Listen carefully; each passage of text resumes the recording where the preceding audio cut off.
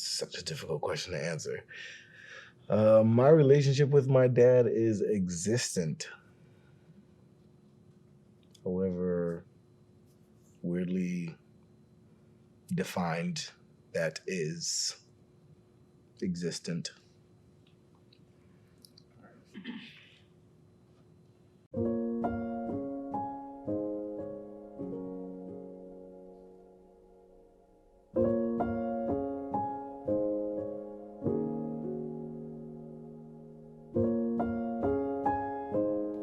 My name is Sasha Diambois. I am 24 years old, born in Miami, Florida, to two Haitian people who migrated into America. And I'm currently an entrepreneur that has like 3 jobs and married and trying every day to make things work a little bit better. My dad came here from Haiti when he was 26 or 27. His dad left him when he was 6. So he was raised by his grandfather, who was a judge in Haiti.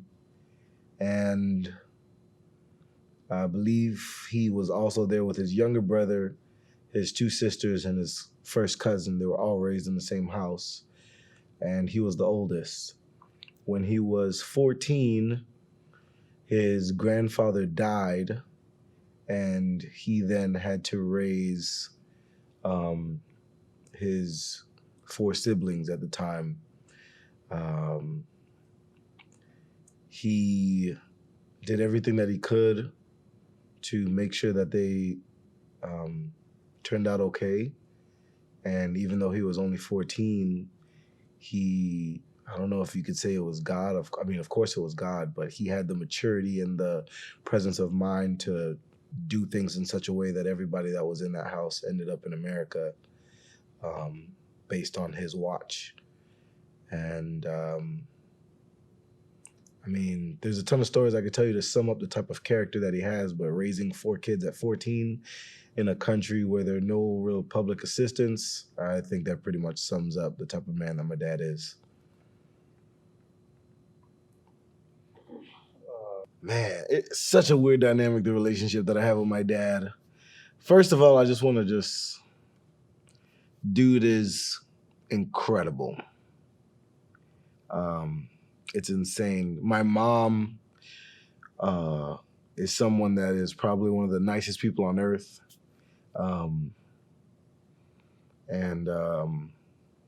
guess their marriage didn't work out, obviously, because my dad had some mental disorders that he developed later on in his life. And it turns out it's not actually uncommon for people in his family to develop mental disorders. But there was a time I remember vividly when I was 11, and I told my mom that I hated my dad and I wished that she would have married someone else. And my mom told me to take it back. And she said that if I grow up to be half the man that my dad is, I would still be twice the man that some other men are. And ever since then, I've kind of made it like a mission to compete with my dad and somehow try to outdo or just catapult from what the opportunity that he gave me and then make something even more incredible out of it.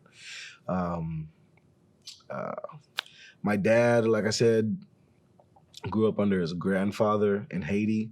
I don't know if you know anything about old West Indian people, but they're not very affectionate. And even though he was raised in that environment, a lot of people that I know that are raised with Caribbean parents, they never hear their dad tell them that he loves them. But my dad told me he loved me every single day.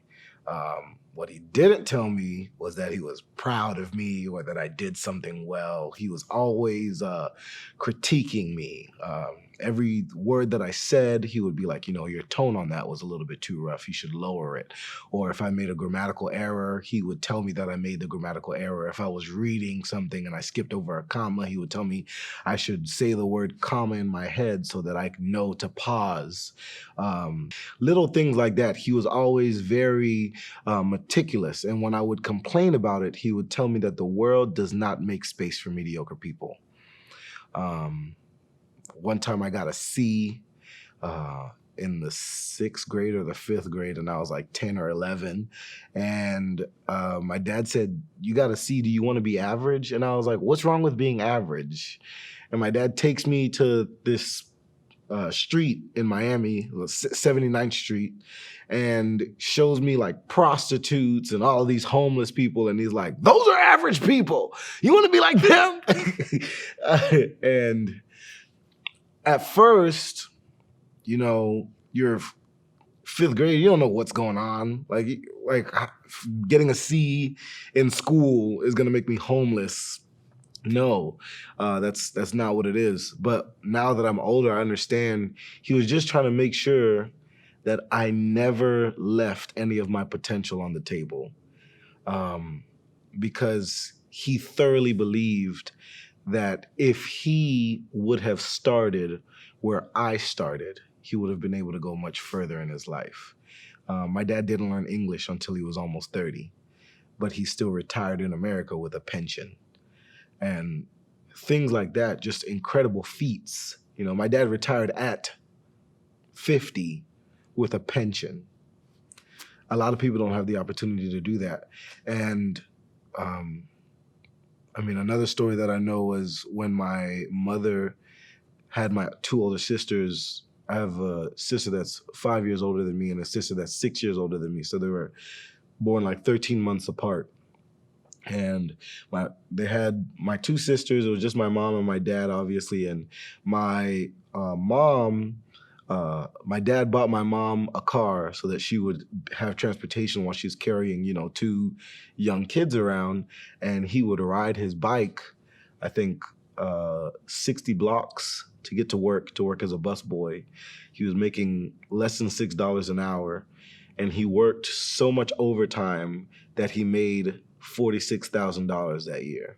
So according to the math, he was probably working between 18 or 16 and 20 hours a day to be able to make that number happen. And my dad is just a testament of doing what you have to do until you do what you can do, and then eventually doing what you want to do. And even though he never complimented me or anything like that, what he passed down was a certain amount of mental fortitude that allowed me to just look at life and say, all right, you've thrown your punch and now I'm going to throw mine.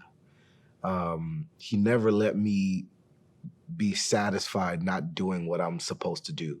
So when I was like 12 years old and I was like really, really overweight, I was like 4'11" and I was like 170 something pounds. I was like really, really big. My dad told me that he was going to buy me bras. He said he was going to get me a black one, a tan one, and a white one for different outfits. Cause I have older sisters, so obviously he knows how to bra shop. And it was harsh. But that same year in the summer, I lost 45 pounds. And it was just a testament to what I could do if I was dedicated. He always stressed that. He was like, the key to success is discipline and determination. Discipline and determination. If you're determined enough, your actions will show it through the amount of discipline that you portray. And if you are disciplined in your approach to any goal, you will eventually be successful. And he was right. Like pretty much anything that I put my mind to, that I dedicated time to, if I got serious about it, I would eventually somehow, I don't know, I guess it's God's favor, I would start making money off of it. I started public speaking, started making money off of it. Started working on cars, started making money off of it. And like every single thing that I did, as long as I put the time in, it turned into a stream of income. And I was never really a good student. He hated that. because he thought that my potential was like limitless or whatever. And my sisters, on the other hand, they were both like valedictorians of schools with 5,000 seniors. And my dad told me, you're just as smart as both of your sisters combined, but you're twice as lazy as both of them individually. So when I graduated with like a 3.2 something GPA, and my dad was like furious because my 11th grade year, I wasn't supposed to graduate at all. And my 12th grade year, I took like a bunch of online classes, and I finished all of my online classes in like 2 weeks, and I was getting like 97s and 98s. And the reason that he was upset is because he bet me $500 that I wouldn't graduate high school. So I graduated high school based on a bet with my dad, and I did well because I just didn't want to be wrong. And I guess that little piece of me that, I don't know, was never willing to take him as seriously as he wanted me to take him, kind of like really frustrated him. Yeah, fast forward, I don't know how many years it would be between then and when I started college, and I'm not going to do that math because I just got off work. But my dad basically got diagnosed with paranoia disorder and delusional disorder, and that was like the end of my parents' marriage. In that time, he didn't believe that I was his kid anymore, that my sisters weren't his children anymore. He stopped talking to us. He didn't say that he loved me that whole year. My GPA at Oakwood went down to like a 1.6 because I had this consistent, unwavering, unmoving, individual in my life basically like just drift away in a flash. The next semester after I got that 1.6, I think I got like a 3 point something GPA again. And it was simply because I realized that even though he didn't realize it, and I didn't realize it at the time, my dad gave me what I needed when I was a child to deal with his absence when I was becoming an adult. Like turning 18 and going off to school as a guy is such a pivotal time in your life because it's literally where life has the opportunity to teach you that even though you're 18 and you're an adult, you don't know anything. And the person that you usually talk to as a guy is going to be your dad, because he's going to be able to say like 2 minutes worth of conversation that's going to give you 6 months of things to think about because he's been there. And not having my dad there for that moment in my life when I feel like I might have needed him more than I would need him at any other period, it gave me the opportunity to kind of think on my own and wonder what it was like when he was going through a situation where he had no one to refer to at a much younger age with 10 times more responsibility than I had, and how did he make it? And the kicker is that my dad was so intentional in the time that he spent with God. Because he retired at 50, I got a chance to watch him be retired, even though I was in high school. So my dad started paying tithe on his days instead of just paying tithe on his money. So he would spend 2 hours and 40 minutes with God per day. Simply because my dad's a really smart guy. And then on top of the fact that he was actually committed to spending time with God, we saw like huge leaps of his understanding of the Bible, just because he was putting the time in that a lot of people are not willing to put in. But in that time, he gave us a lot of verses that he would just repeat, and a lot of songs that he would repeat and messages that he would continuously try to drive into us. And one of the main ones was Psalms 27 verse 10. And it says, even when my mother and father forsake me, the Lord will take me in. And that's literally what got me through depression, got me through all that stuff. While my dad wasn't talking to me, obviously he was making money from his retirement. My mother, on the other hand, was unemployed, and she was the parent that I was actually close to at the time.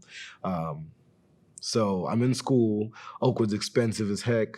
My mom is dropping me off, and my dad's nowhere to be found. And I'm in the clearance line, and I'm crying because I got a scholarship, but it's not enough. I got financial aid, but it's not enough, and I don't know what to do at that point. And it was literally like the first time in my life where I had experienced how expensive college is. And before my mom left, she said something that I believe my dad might have told me before, but I'm not sure. And she said, "Now is the time where you as a man will get to stand on your own 2 feet and see how far God can take you when it's just you and him." And when I was growing up, my dad would always say this quote, "When Jesus is all you have, you will find out that he's all you need." And that, it became kind of an anchor. It became something that I not only believed in, but that I relied on to get me through the day. That even when I didn't have the strength to take another step, even when my teachers were telling me, this year that you only have this amount of credits to finish, and then the next semester it's like you have double that amount of credits to finish or whatever. Or at one semester they said I was cleared, the first month of the semester, and then in the middle of the semester they sent my mom, who was in Miami living alone, unemployed with a foreclosed house, that I owed $5,000, and my mom calls me crying because she thinks that I'm just fooling around and I'm not really in school because I'm not cleared, and all of that stuff that took place. But in the end, I'm still here and I'm okay, and my life is not in shambles, and I'm not depressed, and I don't go, and do things to intentionally mutilate myself. And it's really just because my dad instilled in me that lesson that when God is the only thing that you can depend on, you realize that's all you have to depend on. My dad is probably, next to my mom, the biggest influence on why I have a good relationship with my wife. Based on the same thing. I got to see what he did right with my mom, which was just give unconditionally. And then I got to see what he did wrong with my mom, was not set any expectations. So my dad would he would like cut his left leg off for the family, but he wouldn't voice that, okay, if he came home from working 12 hours, he would like someone to make him food because he's hungry. That just makes sense. Doesn't even have to be my mom. Could have been me, could have been my sisters, but nobody did it because it wasn't voiced. Nobody in this world is a mind reader. And for me, I think the biggest benefit that I have from watching my dad do that is that I over communicate. I will tell my wife the first thing that comes to my mind so that we as a unit can work on fixing it at that point in time. It doesn't linger, it doesn't fester, it doesn't become resentment. We get it out. Also, my dad was a super, super big advocate of taking his kids on dates. So my sisters each individually went on dates with my dad, and then I went on dates with my dad too. So it was really, really weird and really, really awkward that my dad would like hold doors open for me and like pull my chair out. But from him doing that, I was able to learn what women are supposed to expect from me. And my mom kind of helped my dad in that, because he would take me on a date and he would be the man, as far as roles go on the date. And then my mom would take me on a date and then I would be the man, So stuff like that really, really helped me out. Oh, last thing. My parents were also super open, super affectionate with each other, and it was super weird. But you're supposed to be like that. Yeah. At least in my opinion. Talk briefly about the roles that fathers play. Oh, okay. I think fathers are kids' first relation or first understanding of what God is to people, because they call God the Father. They always most people always refer to God in a patriarchal manner. So for me, I grew up a lot of times thinking that I had to work for and earn God's love, because my dad was always picking at the things that I did wrong and telling me that I had to do it better. Obviously, through studying on my own and doing my own lessons, I realized that my dad's relationship with God is filtered through what he saw growing up. It's filtered through the lack of encouragement and the lack of love and affection that was shown to him when he was growing up, and therefore he could only give me what he received. That was another quote of my dad: "People will only do what they know." But as a role model in any community, when you see someone that is a positive influence to their kids first, they're never just positive influence to their kids, because their kids have friends. And then when their friends come over and they see them being affectionate, they see them being, passionate or compassionate towards their kids, they then learn that a man doesn't have to be that one way, or whatever way that they see their dad doing. So I was talking to my first cousin the other day, and he said, "Your dad was the first man that I saw cry that I didn't think to myself automatically that he wasn't masculine." Because my dad showed emotion, but he still did all of the things that you would expect a man to do. And so now my cousin's idea of what a man is not hyper masculine. It doesn't include toxic masculinity, because of the way that my father was. And as a man, it is not only our job to raise our kids, especially in the Black community. You got to raise as many kids as you can get in contact with, because even if somebody else is raising that kid, they can't teach them everything. There's going to be something that that their father possibly does not know. Even if you and their father were raised, in conjunction or really close to one another, there's always going to be a lesson in life that you can teach them that they won't learn from anywhere else. And if you invest that time, not only in your kids, but in every kid that you meet, you have that opportunity to not only change your children and have your child change the world, but change all of the children that you come in contact with, and have them be little beacons of light so that the world becomes a better place as a whole.